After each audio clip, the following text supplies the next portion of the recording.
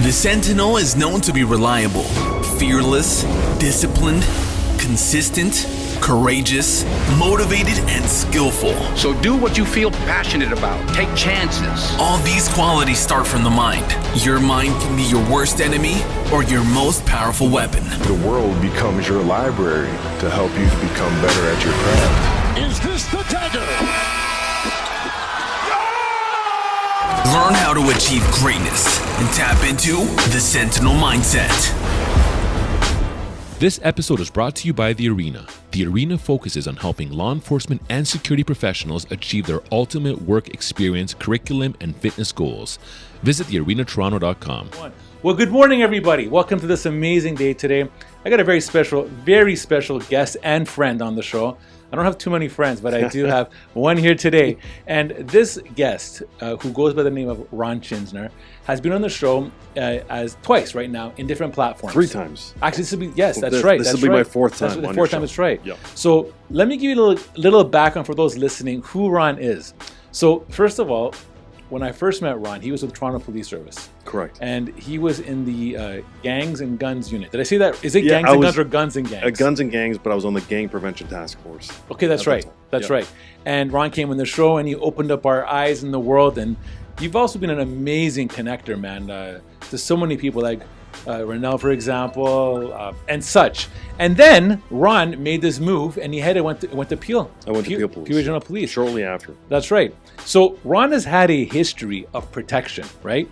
And, when I look at the career you've had in protection, where you are right now, you've left, in my opinion, the services to pursue the highest level of protection, and that is protecting through what you're going to be doing, and that is the country, right? So with a strong background in public safety, Ron is committed to making Canada the best and safest place in the world and is actively pursuing the nomination to become the Conservative Party of Canada's candidate for the riding of Oakville North-Burlington. That's correct. It's pretty bang on. Ron, how incredible is this? Like, I'm just saying, to go from where you've come to doing this right now, crossing from the world of police to politics. Yep. But the one thing before you start, I want to say that I can attest to you. You have such an incredible heart. Thanks, and that it's so obvious that you're trying to help people. Like, it's not like something you're trying to do. You naturally do it. And I have been following a lot of your work. I've been following a lot of your social media postings that you have been doing on like LinkedIn as the biggest platform. And I can see how many people that you touch their lives through your words and how much connection that you're making. And this is before all the politics. This is just you as a police officer, how much you made a difference because of how you're saying it and bringing that perspective differently. So there's something very unique and special about what you're doing, and your aura gravitates a lot to it. So thank you for coming on the show today, man. No, thanks for giving me all those opportunities, man. Honestly, you guys were great. I remember in your first office in downtown Toronto, I think off of Young Street. That's right. Yeah, we were off of Young in a little corner. Yeah. And then where you guys have got to now, and here it is, number 4 for me on this show, which is great. And I love coming here. Amazing. It's a great time, man. and you guys have been great guys. So thank you. Well, Ron, the whole show that we usually gravitate, because we do gravitate to a large law enforcement audience and a security audience. A lot of what we talk about is for people coming into the service, right? And you've done now substantial time in your career. I mean, I was even looking at your ronchhinzer.ca, by the way. We're going to be putting those lower thirds. Yeah, even like some pictures of you way back in the day. You've done this for a long time, man. Yeah, almost 20 years. Yeah, almost 20 years in policing. I was 3 years as a civilian with Peel Police. Then I got hired by Toronto Police as a constable. I went there for 15 years. And then I ended up coming back to Peel, and I finished off 2 years there as an acting sergeant before I ultimately resigned about 4 months ago to go into the private sector, but also pursue politics wholeheartedly, because there's difficulties when you're a serving police officer and you've picked a team politically. Right. I mean, I had a political run under Pierre Poilievre in September of 2022 is when that whole opportunity came up for me. And, you have an idea, and I did have an idea of how this is going to impact me and my personal life and my career when you put your hand up and you say, hey, listen, in politics, which is the 2 things you don't speak about at a dinner table is politics and religion. Yes. Well, I put my hand up and I said, here's the thing, not only do I want to talk about, but I want to represent. I picked a team.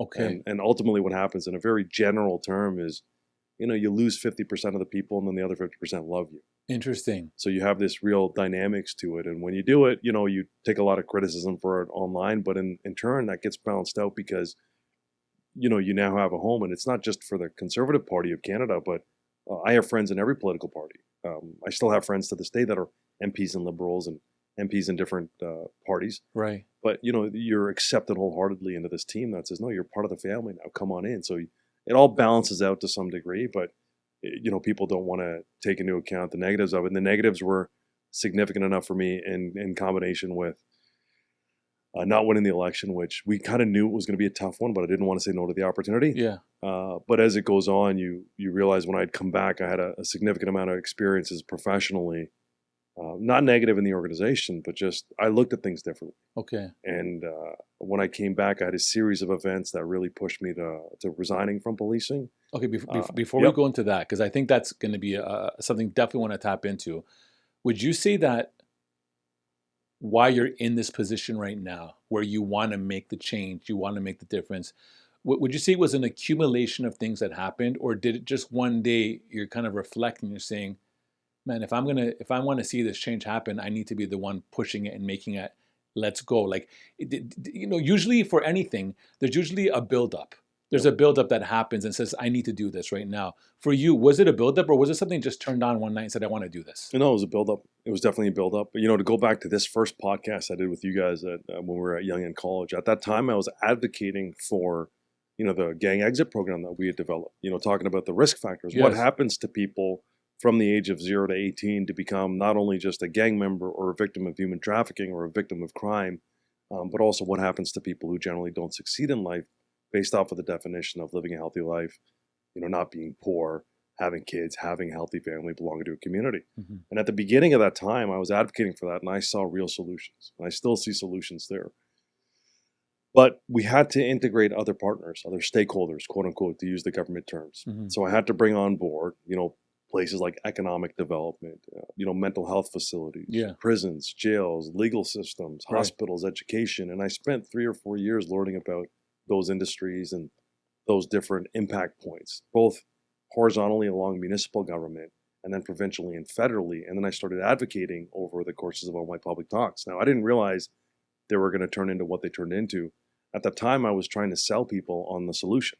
Mm-hmm. So I said, look, I had to make it very compelling.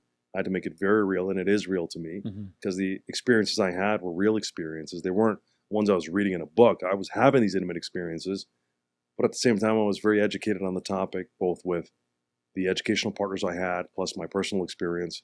And then there I saw a solution.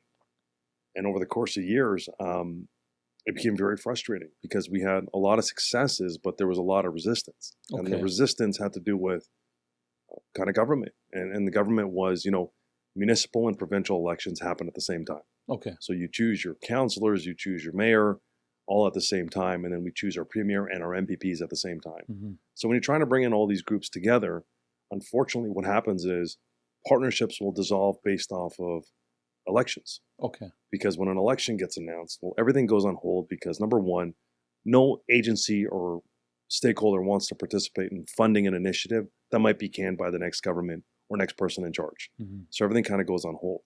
And then we have our federal elections, which happen on their own. So you don't have any alignment in terms of any sort of political leadership or legislation from municipal, provincial, and federal level. But at the same time, we need all those to be on board to be able to prevent serious violent crime, right? Prevent victimization. We absolutely need that. So I'd spent years kind of banging my head on the wall. And in there, you find really good people that want to help out, but they're stuck by the cycle and the systems at play. And then on the other hand of it, you have people that are very short focused and look at life 2 to 4 years at a time. Okay. So there was a level of frustration, and then all of that was greatly amplified with COVID. And I'd come in here and we'd spoke on COVID at the time. Yeah, that's right. Because at that time, it was the Gang Prevention Task Force in the first podcast. Second podcast was Engage 416. That's right. Which is that whole program I developed for a 3-year program to get into these communities. Which now Sean Jarvis is doing, your successor now there. Yeah, so Sean took over for that, and the rest of the team is still running with that, which I'm glad to see it's still happening. Good, man. But that was not an idea. That was something I spent about a month planning and saying, where do we need to focus on, all based off of data in the city. Right. To say, well, where does this need to go going forward?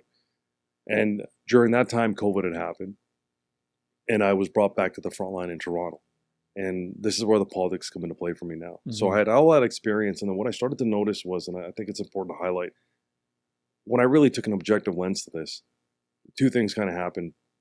I'll speak up the first part. Is when I took a top-down view, and I look at all the places with the highest amount of crime in North America, and the highest amount of inequity being your economic stability. Where are the poorest people? Where's the highest crime? All of them were liberal or Democratic run places. I had that kind of epiphany. Okay. And it wasn't something I was looking for. I just kind of came across it. And I said, man, this is what's happening here. So I started to take a deeper look. Now, I'm not saying that any of this was done by design. I don't think that. I think when people have ideas, I'm going to give everybody the benefit of the doubt and say, I think when you have an idea or a piece of legislation you want to administer, I think you got good intentions. I really do. Do I think they're poorly executed? For sure. So I had that moment. Then COVID happens. And now I have to come back to the front line. And during COVID, we all remember, listen, from 10 a.m. to noon, that was the first time I really started to pay attention to politics federally. I'd watch and I'd have to be like, am I allowed to see my parents today? What's happening? Am my kid's going to be going to school? The vaccination status, all these things. I'm watching these guys. And then as a police officer in the front line, I was working in Rexdale at the time. I went back for 12 weeks during the height of COVID. The experience I was having out there was not what I was seeing on TV. Completely different. It was not. It's not the same. Yeah. And in my own personal life, plus my professional life, plus I'm watching on TV, I'm like, this is not even. What were you seeing that was like that you just noticed it from a small level? At that time, they were talking about how Canadians need to mask up and about all these things to be able to protect yourself. And again, I think it was done out of goodwill. It's nothing that's a negative. Of course. You're hearing all these things about don't talk to people. Hospitals are cramped. People are dying. I didn't see that. Right. I didn't see any of that. Right. I saw in Rexdale, I still remember driving into work at 5 o'clock in the morning, and I saw people waiting in the bus stop, no mask, jumping on a bus. They have no choice. Right. They have to go to work. Right. I was responding to deaths. I didn't see that. I'm not saying that never happened. What I'm saying is the world I was experiencing in Rexdale, being the areas that I was most interested in at the time, the lowest income areas, the highest amount of crime, what I'd seen the federal government paint a picture of, I didn't see this translate out here. Right. It wasn't connecting. It wasn't. Yeah. And I wanted to learn more. So I had that experience of seeing the topical view of liberal and democratic policies really enabling, in my mind, crime and inequity economically.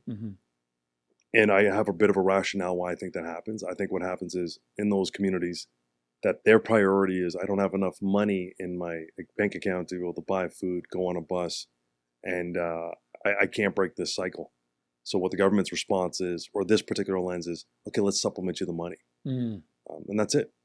But there's really, what is the implementation of how do we break this cycle? How do we develop new economic pathways? We're not looking for Band-Aid fixes. We need something that is going to be a long-term fix. No, but we need both. Right. They still need to have that money to be able to supplement some food in the fridge, but I had another experience where I had come across a family that had been 3 generations of community housing.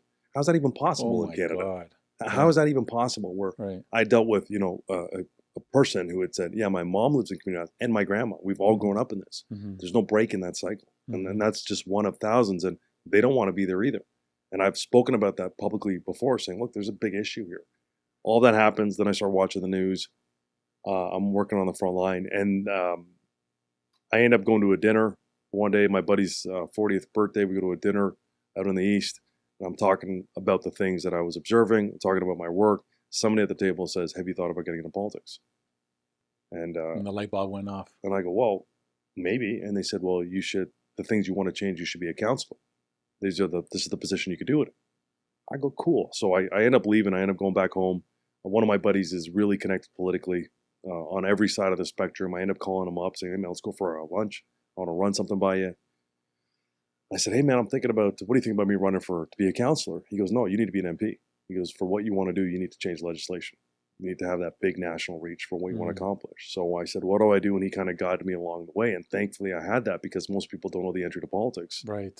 So shortly after that, he says, you need to get on the local boards. So he says, have you picked kind of what political party you'd like to be a part of? And when I looked at things, why I chose the Conservatives was at the time, and I think currently, the Liberal government never had public safety as any of their priorities. Still wasn't at the time. But Conservatives naturally do.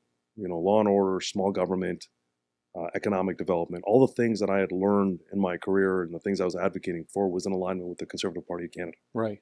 So I said, yeah, I'd like to join the Conservatives. And my whole intent was to join the Conservative Party to understand how did things happen, not to run at the time. It was just to be like, okay, I don't know about this world. Let me just jump into this and see, let me learn about this side of the house. So I get involved and I get on the local board in Oakville North-Burlington, both the provincial and the federal board. How you do that is you end up going to the board. Every year they do like an AGM and they can vote on new directors. Every board can have 30 members. And you kind of put your name in the hat and you say, hey, listen, this is my background. This is what I'd like to do. This is the role I'd like to fill. And then you get voted on. So I got voted on to both of the boards in January of 2022. I get on, I kind of take a passive role. I'm learning how this board operates. I'm learning about legislation, learning about politics. And as that's happening, I'm doing this all quietly. Nobody knows.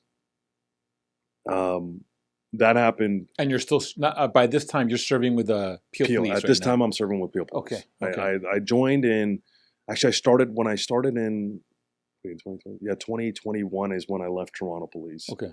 And I went to Peel Police. And that's a whole other story. But I ended up going to Peel Police in 2021. I joined these boards, I believe, in 2022.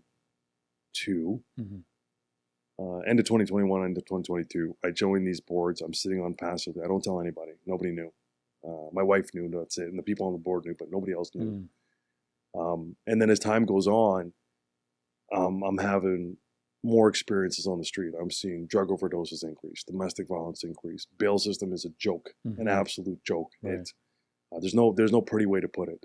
I can't be politically correct on it. It's nonsense and it's killing people. What would you say, because I know you spoke quite a bit of this on social media, but for those listening, what would you say one of your biggest frustrations around the bail system? And that is something that is just continuously like a circle. It just keeps on happening over and over, like a loop. Just doesn't stop. Lack of common sense. Okay. Legislation change for bail, to really summarize it. Look, in the last couple of years, there was 5 major cases that made it to the Supreme Court of Canada. This is what sparked the whole change. Right. All right. 5 major cases. We're talking homicides and really bad sexual assaults. They make it to the Supreme Court because all of those charges got withdrawn. It took 5 years to get to court on average. Jeez. So that's a charter infringement for all human beings. If you get charged, you have a right to kind of a speedy trial. Yeah. So the government realizes, hey man, why did these big charges get withdrawn? And they have to do all this mini inquest into it. And when they do that, they realize, look, out of the 5 years it took to go to trial, on average, about 5 months was accounted to the defendant or the accused. So that guy or girl was responsible for 5 months of the delay, but it was the government's administration that caused the 4.5-year delay. Oh, wow. Okay. So it caused the entire system to get looked at a little bit when they realized there's a huge influx, and I can't remember the number. I'm going to screw this up. It's either 25 or 75% of all cases at that time federally across the country were bail offenses that flooded our system. So it flooded the legal justice system, which caused these delays. Now, the government had brought in at the time, they had done committee work and they brought in all these experts. They brought in chiefs of police, victims of crimes, defense lawyers, accused persons, and they wanted to gather a global perspective on what's happening, how do we improve the system. And ultimately, my interpretation of this was, imagine you and I, we owned a McDonald's, and we had said, our delivery time from when somebody makes an order to when they get their food is 5 minutes, when in reality it should be 1 minute. Right. Well, what are our options? Our options are to grow the restaurant, hire more staff, and look for innovation, and try to really maybe reduce the menu. Right. Now, reducing the menu is the last thing you want to do. What you want to do is you want to hire more staff, grow the system, look at innovation, really with technology. Our government decided to reduce the menu and make the door smaller. Okay. They said in order to alleviate the strain on the criminal justice system in Canada so that these charter infringements don't happen from the day you get charged, to reduce the bloat, we're going to reduce the input. Now, they clarify and they classify bail offenses, being that you breach your bail, as minor offenses relatively. What they don't look at is why the person is on a bail. They get treated completely separately. So if I charge somebody with a really bad offense, like a attempted murder, which we're seeing now, and they get bail and they breach that bail, those two are not married together. This is an entire different offense. Right. And then this goes on and it's an entire different offense. Right. And people just say, well, it's a fail to comply offense because it gets treated differently. What's the original charge here? That doesn't get taken into considerable consideration when deciding on bail. And what they introduce is this thing called the ladder principle, which means that there's different methods of release.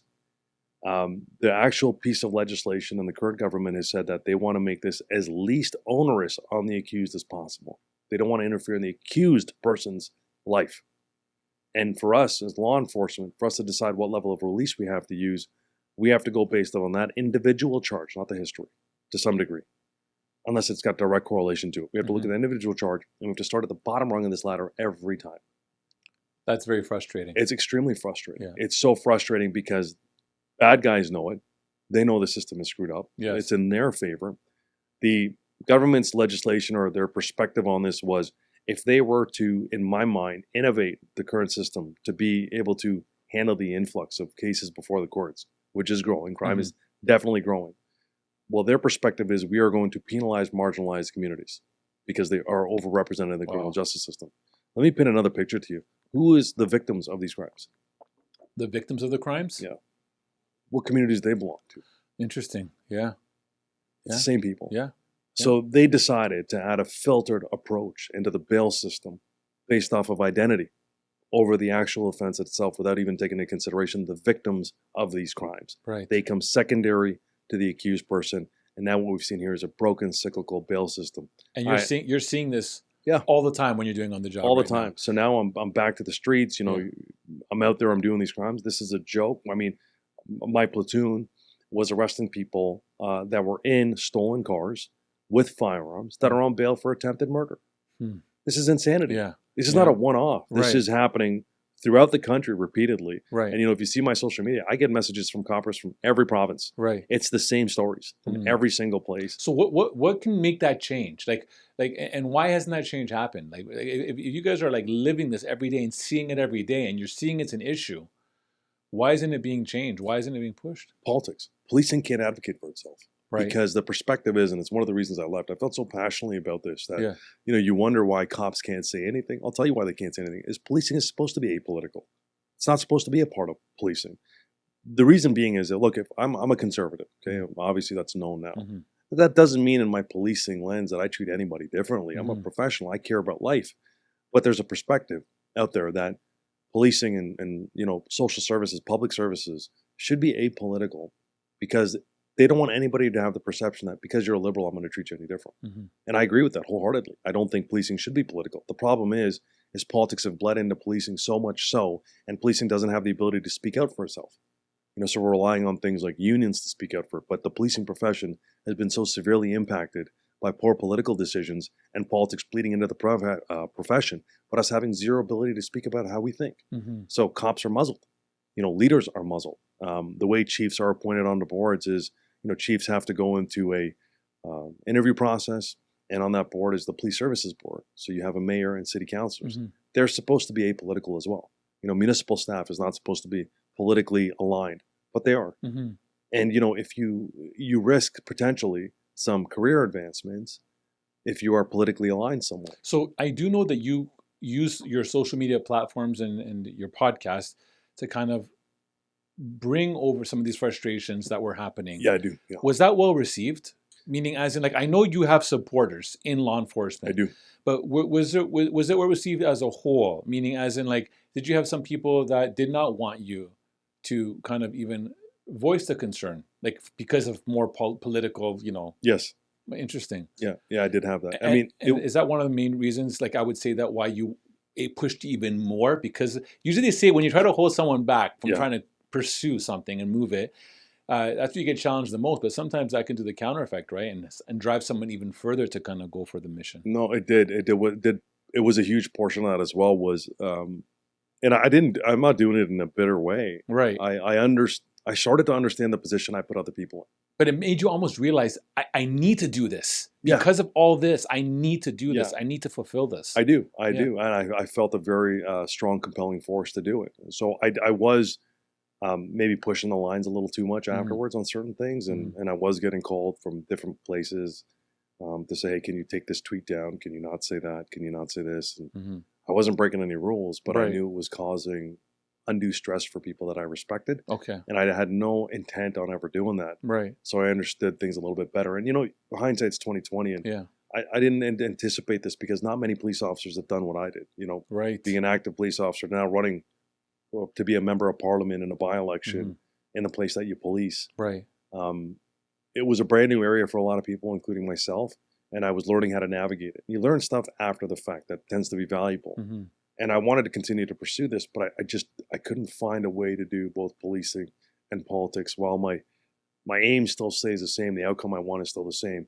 I just have the abilities now, networks and contacts and credibility to be able to do it in a place that I feel is much more impactful. I can be a cop and stay muzzled, and trust me, I missed the job. I'm still a cop to my core. It's in your veins, man. I love it. I have such a deep respect and admiration for police officers, especially being out of it now for a couple months. You know, you look back and you're like, man, it's a difficult job. It's an unrealistic job to have for people for 30 years. Right. And there's a ton of stress and pressure on that job. But you come out of it, and for me, the big part of leaving was not only that I wanted to pursue it, but I also had a private company that was advocating for me to come over for about 18 months. Interesting. Prior to all politics. They were Okay. like, look, we got a place for you. We'd love to have you here, because they recognized some of my other skill sets that would help them out. So I had an option. I had a place to go to a significant role. Okay. But also I had a bunch of local experiences where, you know, I'd be going back to my wife and we'd be talking weekly about what am I doing? Right. Like, you know, on one end I have, you know, I'm responding to multiple dead bodies, multiple drug overdoses. I'm doing death notifications for people whose kids were murdered, whose kids commit suicide, whose kids overdosed in their house and their parents found them. I'm seeing where I think the solution needs to be, and I can't even talk about it. I can't even say anything about it, but I'm having those experiences intimately after politics. Right after the run, I came back to Mississauga Lakeshore. I was policing in Mississauga, and this was all amplified to me now.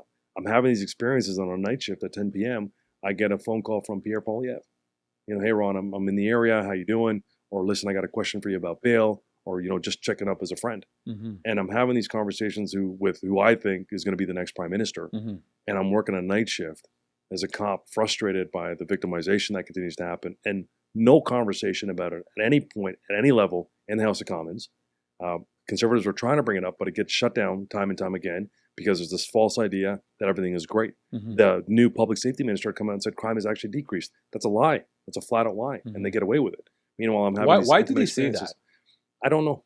Interesting, eh? I don't know. Yeah. I have no It's idea why. spin they a say narrative almost in a favor potentially. that. I wish I had an answer. I don't Yeah. understand. I'm glad I don't understand why Right. why they say that. But I was having all those experiences, and then I had a couple intimate ones that kind of lined up to give kind of people the timeline. So, I joined Peel Police. I leave Toronto Police in May of 2021. I joined Peel Police. I spent a year as a frontline guy there. What people don't know is that I had a major injury. I had a quadricep tendon rupture about a year after joining Peel Police, which is Really? your quadricep tendon mine completely snapped in half. Oh my. I went misdiagnosed for 2 months. I could barely wow. walk, but I just shut up about it and Okay. tied my leg up and went to work every day. Wow. Yeah, and then I got promoted to acting sergeant during that time period.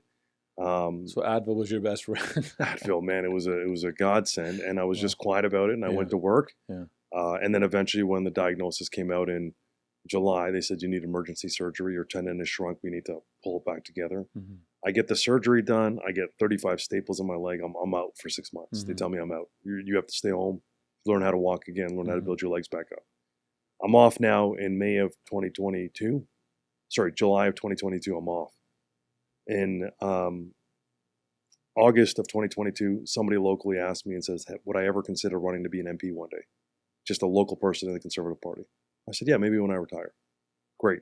September, first week of September 2021, I have an opportunity to meet with Pierre Poilievre privately and some other political members. And they realize at the time, I'm a police sergeant in the area. There's going to be a by-election in Mississauga Lakeshore. What a by-election is there was an MP there. He resigned. So it's a vacant position. They have to run a mini-election there. Pierre was going to be announced as leader on that Saturday. September 7th, he was announced as leader of the Conservative Party of Canada. They, by law, they had to have the election within 6 months of the person's resignation. So that election had to happen by December. Okay. So September, I get kind of tapped on the shoulder. Look, you're a blue-collar Canadian. You're a police officer. You're law and order. You've been volunteering for 25 years. You're married. You got 2 kids. Like, they know everything about you. You're exactly what the exact words from Pierre Poilievre and the team was. You're exactly the type of Canadian we want to be part of our team. We'd love for you to run in this Mississauga Lakeshore by-election. And we had a pretty cool conversation for about an hour and a half. I voiced up things I cared about, being public safety, economic development, and family values as a significant, important part for me, because it was the one thing that helped all of the kids that we got out of the gang lifestyle. Right. Those 3 things were big. Right. So then they get said, okay, you're good to go. I have limited political background at that point, but I had a strong legislative background and law background from obviously policing. And then the week after that, Andrew Hong gets murdered. Yes, I remember that. Wow. Yeah, Andrew Hong gets murdered in Peel Police. It was my old shift that responded. So the day he gets murdered, I was at home.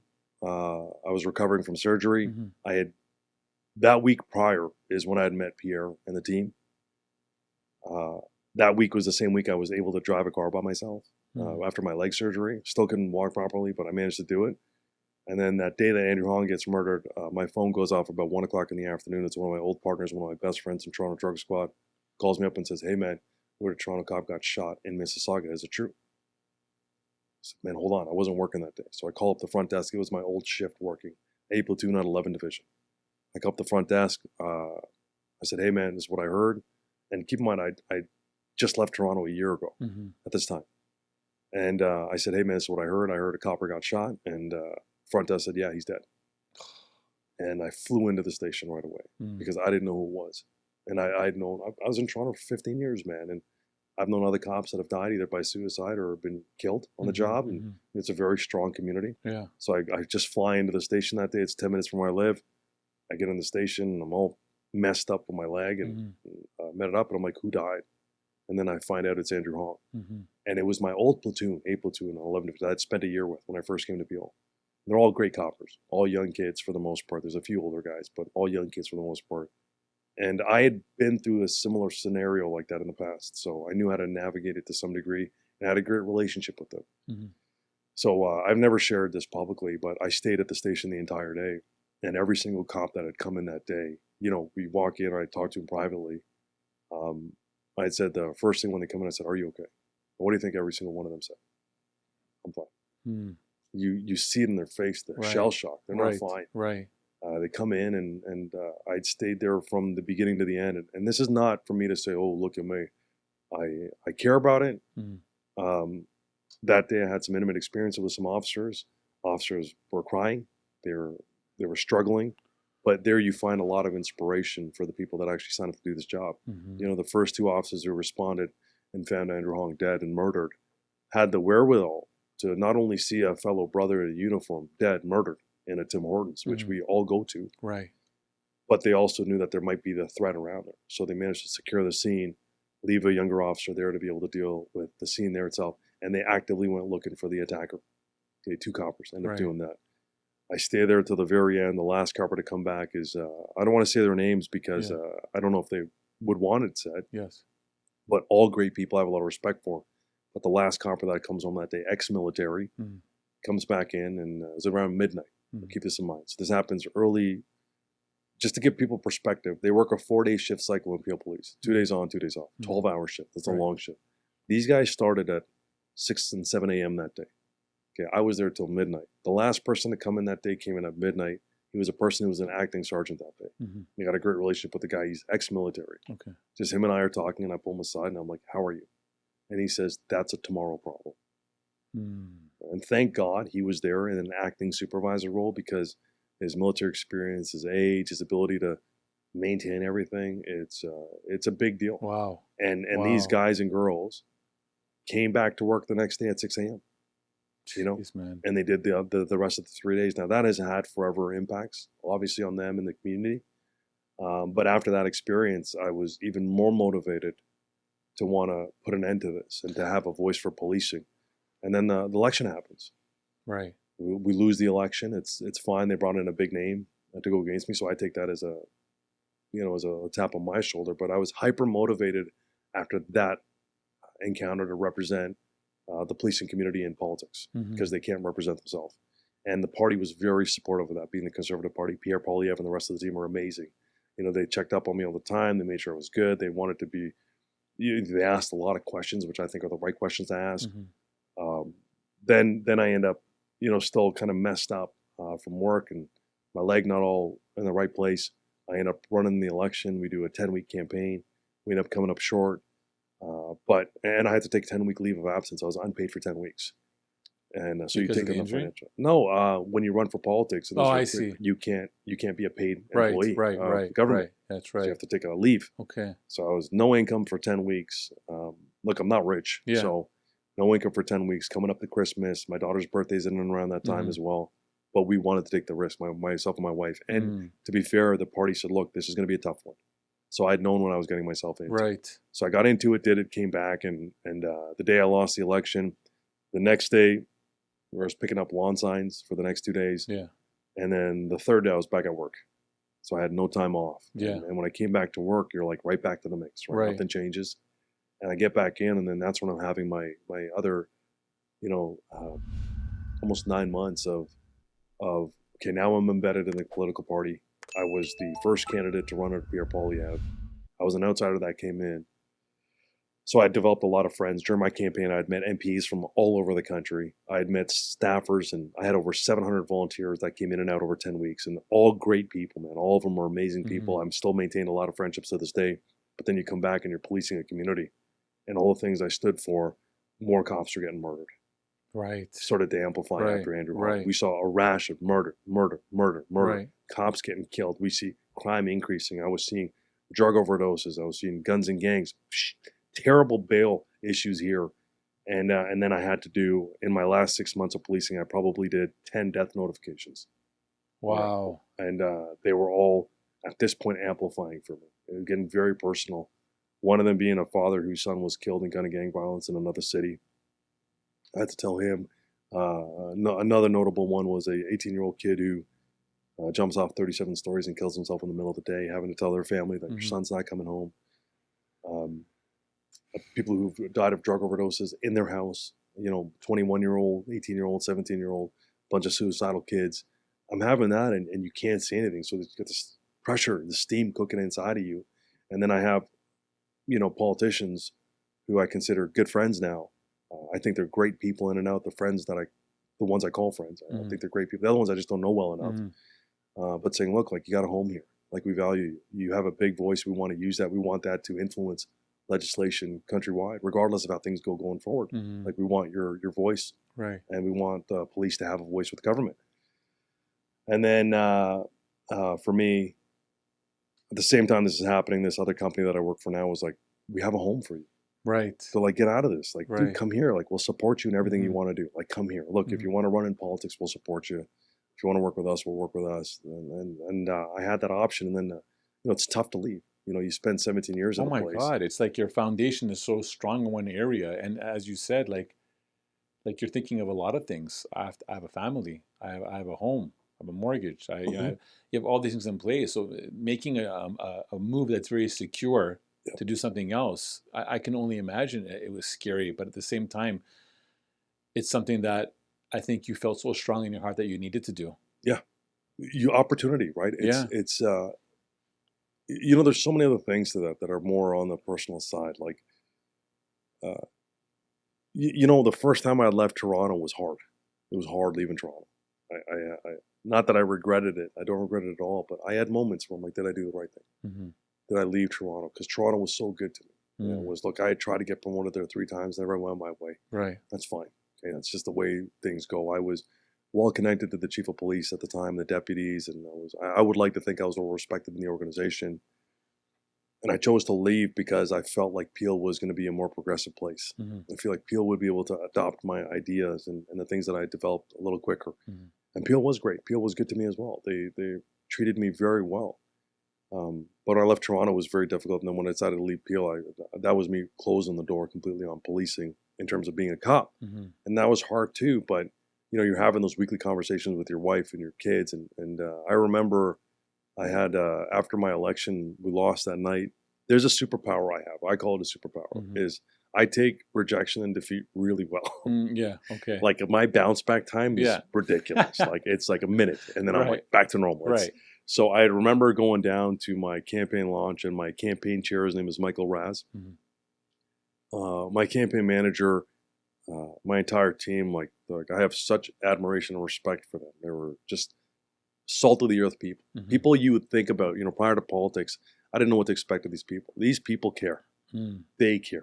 And I'm sure it's the same on the other side of the house too. Right. What I'm telling you, they care. They care. Yeah. And we had these young kids that were part of my campaign, early 20s, were so impressive to me, right? And they care. And I remember getting the day of when they announce your election results is the only day that I wasn't in the office. I'd spent 10 weeks knocking on doors 12 hours a day with a busted leg. You don't complain, you just show up, you do your job. And that day they say, look, you're more of a distraction here, so stay home. Okay, people are going to come in, they're going to not know where you are. They're Right. like, just stay home. So my campaign manager says, look, stay home. I'll call you or Mike will call you. Okay. So I said, cool. So I'm at home, you get all ready. They're kind of calling me throughout the day. And then at about 8 or 9 o'clock that night, I get the call from my campaign chair. We're having a watch party live on TV, which is crazy, right? It's crazy seeing your name on signs on people's line. It's just crazy. It's a great experience. Right. And Mike calls me up and he says, yeah, we didn't win. And I was in the car with my wife and my kids pulling into the lot of our launch party. Okay. And I just remember looking at my wife and I said, we didn't win. And then she's like, we give you a little pep talk. And my kids were in the back seat. So now I'm like, I got to show them like strength. It's not the end of the world. It's fine. I had a great opportunity, great run. Right. And then inside I had like 200 volunteers waiting for me. And they didn't know the results. I knew the results. Right. Because your team is doing all the polling numbers. Right. They don't know. It hasn't publicly been announced. So now I got to walk in, and I just changed my frame of mind, and I'm like, these guys volunteered 10 weeks of their time for me. They believe in me. They believe in the cause. I can't walk in there sad. Right. I got to come in like, thank you. And you got to put on, as hard as it is, you got to put on that mask of You have to. Hope. Yeah, 100%. And they gave up so much of their time. People don't understand how much volunteering impacts politics. Right. It's the heartbeat of politics is the volunteers, the people who care about the country enough to show up and volunteer their time day in and day out, cold or rain, it doesn't matter. Right. And I had such a great admiration and respect for all the people that volunteered on my campaign that when I came in there, I genuinely was positive because I was just so appreciative of their both belief in myself, belief in the team that I picked, the belief in the team that picked me, and then the effort that they gave. And you develop really strong relationships with these people. So I come in there and I give the whole rah-rah, and the results come out and everybody's like, oh man, it's terrible. We're supporting you. You're going to continue to go. And then you end up leaving and you have that experience. And then I come back and you just get right back into policing and you have all that, but you maintain as best as you can those friendships. And now I'm having these conversations with my wife. Now I'm in a crossroads. Okay. I'm not an official sergeant here. I'm a permanent acting sergeant, which is pretty much the same thing. Just, don't have the blessing. Right. I'm doing night shifts. I'm doing these terrible calls, which I actually love. Not because I love the calls. It's I love being able to, like, contributing, being like the solution almost. Yeah, I just want to help. And I think I have a soft way of telling people bad news that I think is very critical and important. And I value that. And I want that to mean something to people. But I had two experiences outside of the ones I told you, but I've had hundreds of them. But notably in the last 6 months, everything was hyper amplified for me. One was, I'm 41. And we had gone to a VSA, which means vital signs absent. First call of the day, 6 a.m. A husband calls in and says, my wife's passed away. And she had stage 4 cancer. And I get in there with my partners at the time, and this husband's pulling it together. And I walk into her bedroom, and in her bedroom is her hospital bed. She has a death at home order, which means she's going to die at home. Yeah. So they give you the decency to do that. She has her hospital bed, she has her bed, and in and around is all pictures of her kids are drawn for her. And I looked at her, and at the time, she looked like she was 60 years old. So, it's a little bit easier as a police officer when you have people who've lived a healthy life. And her husband's like pulling it together as best as he can. And then I go and we have to do our investigation and ensure that there's no foul play. And I pick up her ID, and her birth year was the same year that I was born. And he had not had told his kids yet. They were still sleeping. It was early. He had a 6-year-old and a 12-year-old. My son is 12. At the time, he was 12. And I remember him telling his son and just hearing that wail. It just sat with me. I've seen death hundreds of times, but this was different. And not that we could have done anything to prevent cancer, but it was just for me, it was a moment of like, what are we doing with our time here? Like, what am I doing with the time that I have here? I can't solve this problem, but there's other problems I can solve. Wow. And then the last week before I decided to resign, before I put in my resignation papers, wildly enough, this is where I think the universe speaks to you in different ways. remember having this conversation with my wife. My wife is awesome. She's super supportive of anything I do, right? She's like, look, we're with you. My wife is amazing. She has 2 jobs. She takes care of all the kids. She does 100% of the cooking, 100% of the cleaning. She's like, go and do what you need to do. We're here. So she allows me the ability to go out and pursue these things because she understands the importance of them too. We're both very like-minded on that stuff. And the day when I'm on the fence about it, my very first call that day was a lady had called in and said her husband jumped out of the car and said he's going to kill himself, and he's a retired cop. And I managed to find him. And he was an ex-Toronto cop. What happened was he jumped out of an intersection in Mississauga, jumped out of his wife's car and said, I'm done, I'm going to kill myself. Been a retired Toronto cop. I had known him loosely from the past. I didn't know him intimately, but I'd known who he was. And the intersection he got out, I got up there, and I'm looking around for him, and I look at the 4 corners, and I see one bar. I'm like, that's where I think he's going to be. So I go into the bar, and I find him.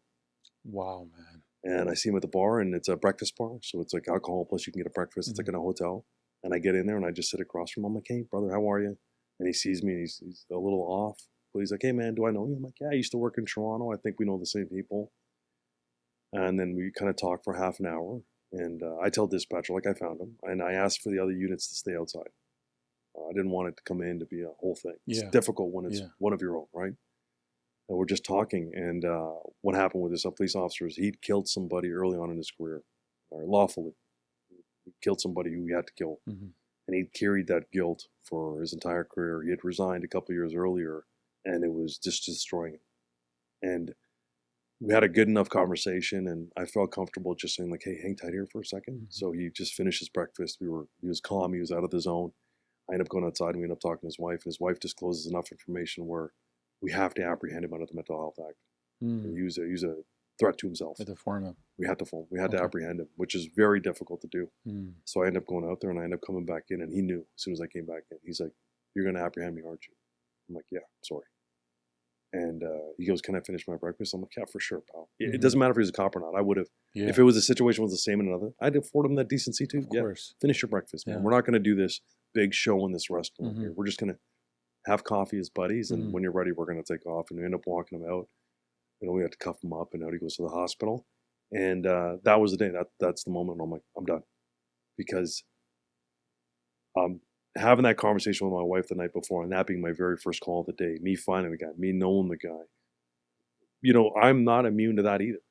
You know, we all don't know when that bad day is going to happen. So when I had that experience with all the coppers getting killed, knowing the coppers who responded to Andrew Hong, knowing some of the other cops who responded to some of the other officers that were murdered, knowing the bail system, knowing what my specific role was in the Conservative government, or at least what I could contribute back to the country, and then knowing that I had another workplace saying, we're with you. And I didn't have the restrictions that I would otherwise have. Right. This was a decision that I had to make. And I don't regret making the decision. I'm very happy with it. But now it's a whole new fight and a whole new challenge and whole new obstacles. And this is not to say to police officers, this is the end. This is to say it's the beginning. That is such an important job in society. It's such an underappreciated job. How anybody can villainize that profession as a whole is ridiculous and should be unacceptable. All first responders, the job that police officers do every day. Now that I'm out of it, I'll tell you, I've managed to suppress a lot of memories. Death, I can't. When you step out of policing, that stays with you. That is still, those are still crystal clear. That will forever be crystal clear. The other things kind of fade. Right. You know, time, it's been 4 months. It's not even a lot. I'm in a brand new industry. I'm doing cool things. I'm doing some fun stuff. Now I'm focused on becoming a politician to be able to advocate for victims of crime and that profession, and to enhance things to keep Canada safe and keep it a pure place, and you know, encourage employment and opportunities that will otherwise not have it. But again, to look back and to see what cops have to go to nowadays, it's incredible. And more importantly is to see the victims of these crimes. Like, we're predicting it. We're telling people this is going to happen, and it happens. And the government does this. Oh, we didn't know how this was going to happen. Are you blind? Right. Are you dumb, deaf, or stupid? How did you not perceive that this was going to happen, or be able to, at any level of common sense or rationality, understand that if we let out violent offenders, violence is going to increase? And then you come out and you lie about it. It's insanity. It's unacceptable. Nor should we be accepting that as the truth. And we shouldn't accept any narrative that says, in overgeneralizing the policing profession and the importance of police, fire, and ambulance in a healthy community. we've seen now with what's been happening around the world, what happens when your safety and security is compromised? You have nothing. Mm-hmm. And we're seeing the importance of that. And Right. we're losing that in every neighborhood and community in Canada. And it's absolutely terrible. So I don't want a long rant there, but it's very important for me to kind of highlight all those little things. 100. Look, Ron, I'm going to say this, man. Like, I know you, okay? But I think it's important for people to hear this. You have in your DNA, like you have the protector's DNA. Thanks, man. It's inside you because, like, you did not have to when you had that injury in your leg go in. You could have very easily took some short-term disability, right? Very easily have done that. You chose to go to work, and to me, everything that you're highlighting are things that you are in this position that you are today because you want to be that change. And I'm so like glad that you actually went through it. As bad as the experiences that you went through it, because it's made you who you are. It's also evolved your thinking to bring the solutions to the table. And not a lot of people do that. A lot of people in life, we can agree, we'll see a problem and we'll just, who's going to change it? And if you always have that mentality, nothing's going to change. Nothing. If you're that person that says, what's the point of voting? What's the point of voting? Yeah. You're not part of that change, right? So you're breaking that on all levels. And I think that's incredible, man. I mean, like what you've gone through, what you've seen, what you want to do, it is to me who you are. It's like your calling. This is your calling. I feel it. You know what I mean? I do feel it. And to me, again, to kind of, for those listening, the energy that I'm getting from you is that, man. And the fact that you have that level now, you can carry that protection mantle and bring it into politics. That's huge, man. That's huge. I do feel it's the same thing. And I'm so grateful, again, to Pierre Poilievre and the party. They had no reason to allow me this opportunity.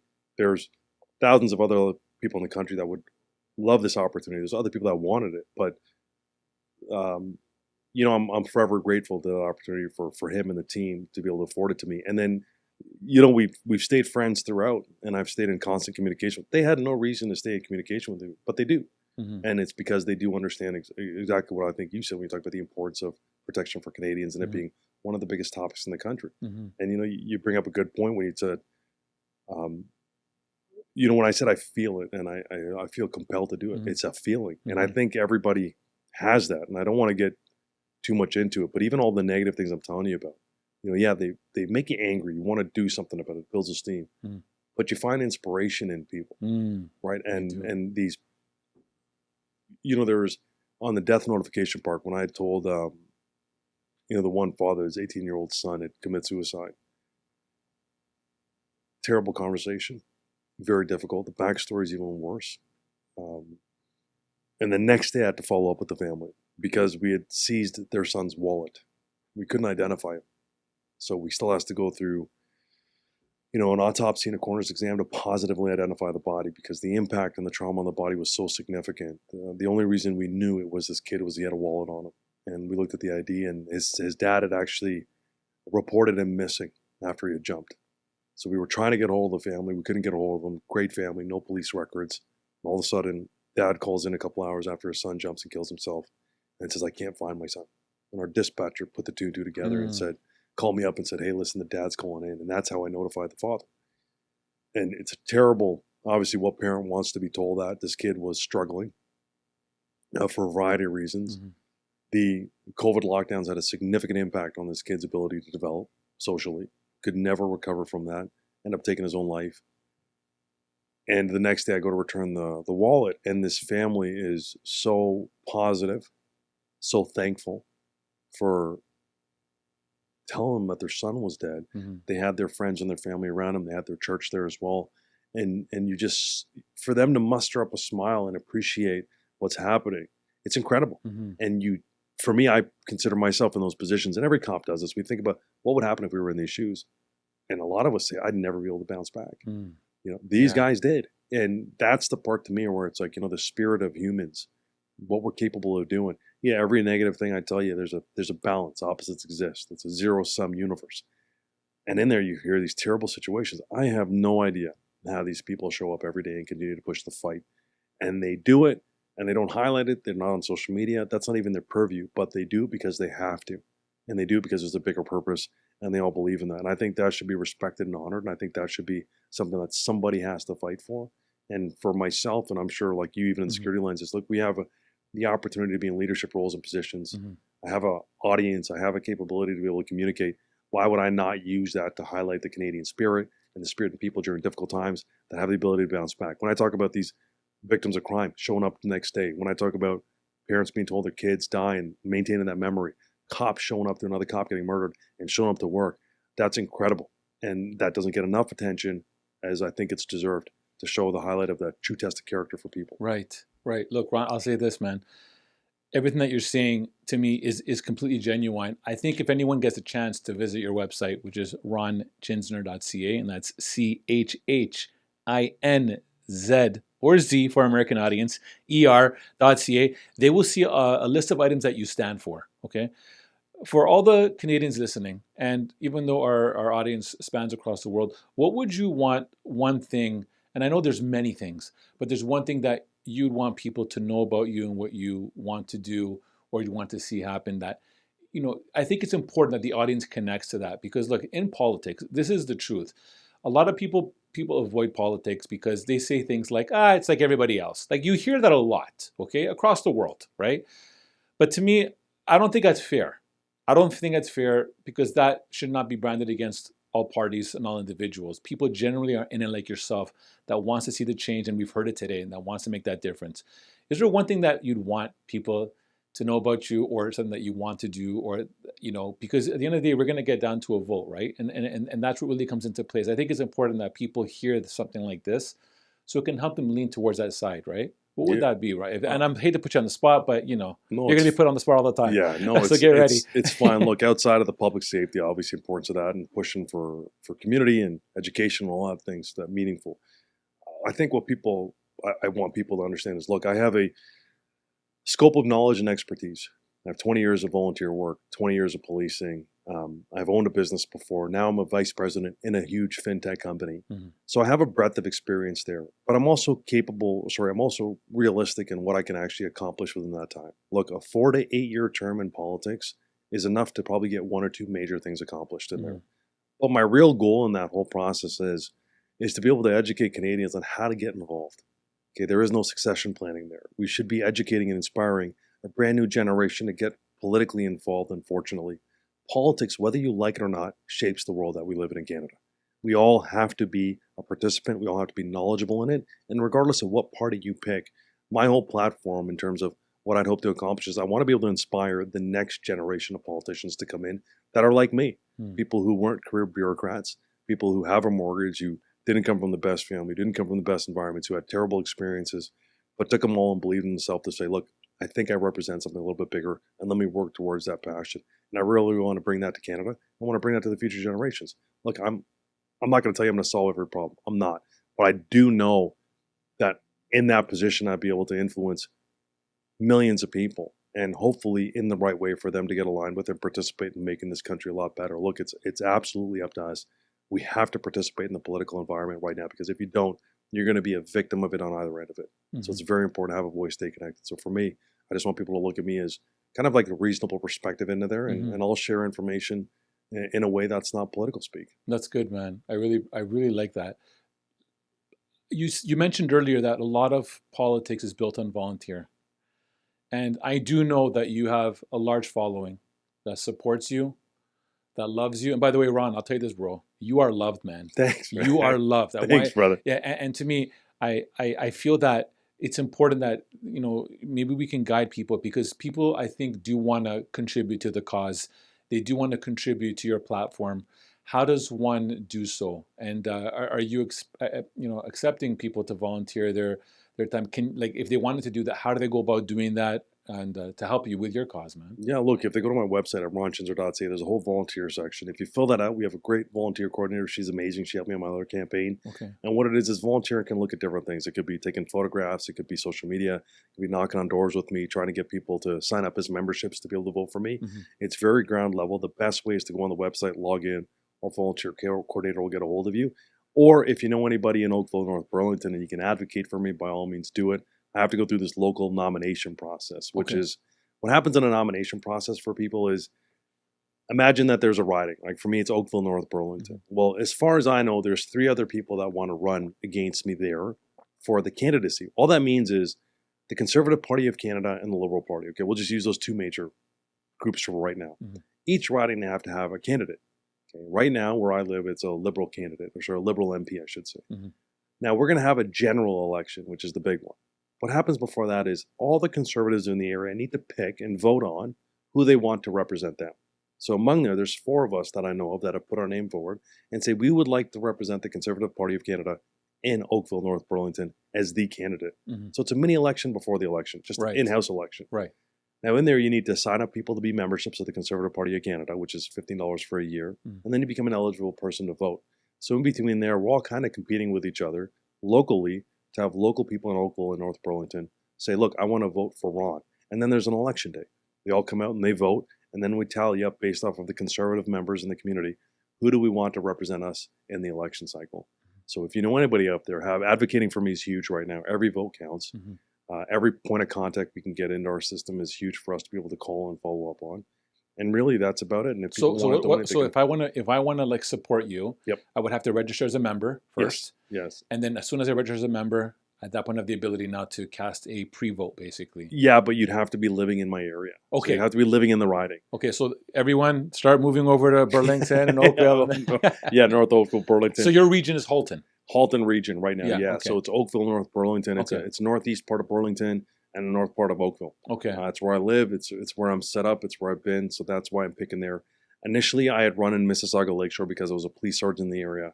There was a by-election there. Mississauga Lakeshore community was great to me. But in my experience of running there, when I had left, I could have easily gone back to Mississauga Lakeshore, just run as a candidate there and really face no opposition. They would have said Ron was the candidate before. I would have had a stronghold there. But my experience there was, look, I'm not leaving where I live. My kids have been born there. My wife was raised there. I've been there for 20 years. I'm really embedded in my community. I would rather risk losing a nomination than being an MP in an area where I don't live. Interesting. Okay. For me, it was important to be where I am. So when I'd gone back to the party and I said, look, guys and girls, I think I want to run where I live this time around, they were super supportive of it. And, it's a full democratic process. So there's no favors. There's no nothing. People have this idea that because I was the first person to run PR, you're favored. You're not. It's a democratic process. The Conservatives believe in that. So you have to go through all these motions to be able to get in there. But what about contributions? Yeah, you could donate on my website. Okay, we have some cool technology there. You could donate. By the way, for those listening, it's very expensive to run. It is. You know what I mean? I when I first heard what it was, I don't know if that's something that we throw. It's expensive. It is expensive. In a general election or a by-election, you're looking at there's two spending periods. There's something called a pre-writ. Yeah. A pre-writ is before the official election gets announced by the Speaker of the House. Where they say, okay, here's the old school, here's the piece of paper, election period, start date, end date. During the start date and end date, it's roughly around $120,000. It's called a writ period. It's based off of the population. You get a certain amount of dollars per head. Right. Pre-writ, there's no spending limit, but you have to raise all that money. That's not taxpayer funded. That's all fundraising. It's all donor based. Right. In a nomination, there's a limit. It's only about, I think in my area, about $20,000. Okay. So I have to raise $20,000 to be able to use to be able to do things like buy flyers, rent out facilities, pay for small snacks. I'm doing my campaign nomination launch on Sunday at a Boston Pizza by my house. Okay. So it's all like local people coming in. We'll have 50 to 100 people there. I have to pay for some of that. Right. So all that, you can go to my website. Anybody can donate. Okay, and nice. on there, we have some cool technology, which is actually part of the company I'm with. Okay, nice. Where we've automated e-transfer, commercialized it. So you can actually pay through my website, e-transfer, without a card. Okay, amazing. You do it with your phone. There you go. Almost instantaneously. You want to do a shout out to that group, or do you want to keep it low key? People can find it on LinkedIn, but all right, I'll keep it low key for now. Yeah, thank you though. Look, that's amazing, man. Look, Ron, I support you, man. Thank you. I support you on many different levels. I support you as a friend. I also want to support you in your cause, man, because I am very much in tune with it. It's very evident, again, and I love the fact that we can lead by the word protector, because you're casting now your protector net basically over a community, right? And I think that's commendable and incredible. And again, I'm very happy you're doing this. Thanks, brother. I'm very, very happy you're doing this. So I want to thank you for your time, man. And thank you. I wanted to just, as you have any last words you would like to say to anyone listening at all right now. Again, we're going to have all all the website links, ronchhinzer.ca. We're going to put all that stuff in there. Is there anything at all you want the people of Canada to be listening to right now, just as your final words? Listen, it's a tough time right now in the world. A lot of things happening. We sometimes feel like we can't find hope. There is always hope. You just have to actively participate in it. Don't just sit and wait for somebody else to do it. Get involved. Doesn't matter what cause you're involved with, but get involved. I think that's the quickest way to some sort of solutions. And just, it's going to sound super cheesy, but, try to lead with love. I think it's important to keep that in there. The best feeling I have is with love. And it sounds so cheesy, but it's true. I think if you keep that in the forefront, not the hate, not the anger, not the revenge, but how can I do this with some affection, with some love, some compassion? Yeah. I find a lot more energy out of that. Well, I'll tell you this. You mentioned the word love, and that actually, if some people out there, some alphas love, what are they talking about? Well, if you look at the military models, and if you look at how a lot of what their core competencies are built on, the number one that's being researched right now is the word love, because you're standing for your person to the left and to your right. What you do can affect their breath, right? Yeah. So I think I love that, man. I love that you brought that up, and I think it's powerful. And again, everybody, Ron Chhinzer, make sure if you are living in that core riding that you're casting your vote. If you do visit the website that we just listed at ronchhinzer.ca, you will see a wealth of information about more who Ron is. We'll have all the links that you need.